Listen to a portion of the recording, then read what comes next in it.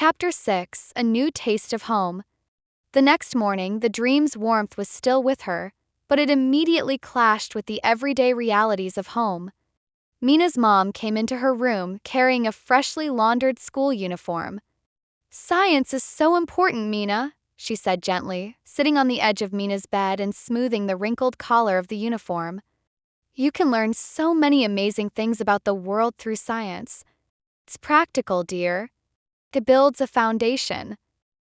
Mina's dad joined them, holding a thick book with glossy pictures of distant planets and swirling galaxies, a textbook on astrophysics.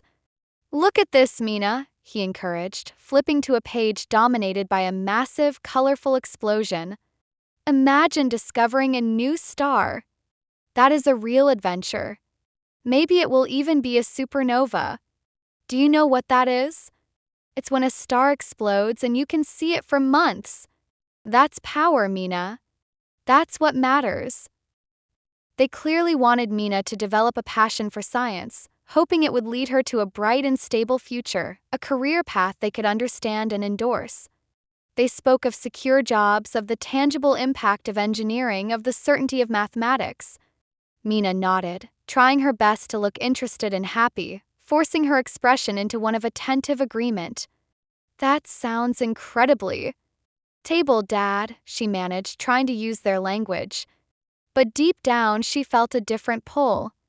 Her mind drifted back to the night sky, to the real stars and the big moon she had seen from her window. That feeling of wonder, that sense of genuine magic, had not come from a textbook or a lesson plan. It had come from simply looking up, from the immensity of the cosmos. Later that afternoon, feeling a little quiet after her dream and the weight of her parents' expectations, Mina decided to go for a walk around the neighborhood. She walked without direction, simply letting her feet guide her away from the desk and the pressure to conform either to social trends or career paths. She passed many shops, their signs colorful and inviting, a bakery smelling of sugar, a bookshop smelling of old paper, a barbershop smelling of tonic. Then a new, warm and spicy smell caught her attention, pulling her like a magnet, utterly distinct from everything else. It was complex, earthy, and invigorating, a smell that made her pause mid-stride. Mina stopped and saw a small restaurant with a bright red door, its window steamed up slightly from the cooking inside. A sign said "Korean food" in large red letters. Mina looked inside and saw a special dish, vibrant red and green, sitting on a counter. It was called kimchi. The sight of it, the colors so bright, was compelling.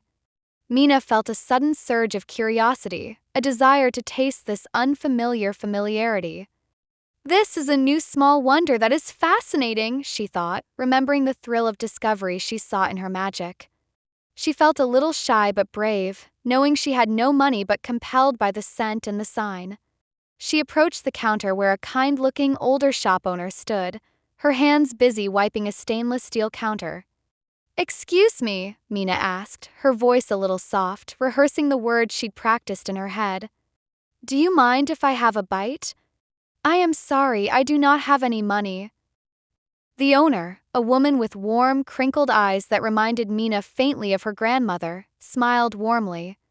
"That is okay, sweetie. You can have a piece." She scooped up a small forkful of the bright red cabbage and held it out. Mina's mind swirled with emotion and curiosity. She took the small bite, the flavor exploding in her mouth.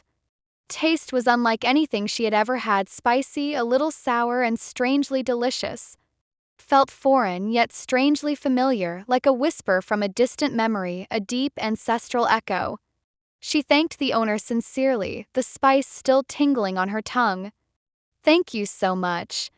It is so good. I promise to come back with my family." She left the shop with a new kind of lightness in her step, the taste of kimchi a sweet reminder of this unexpected connection, a cultural link she didn't know she was missing.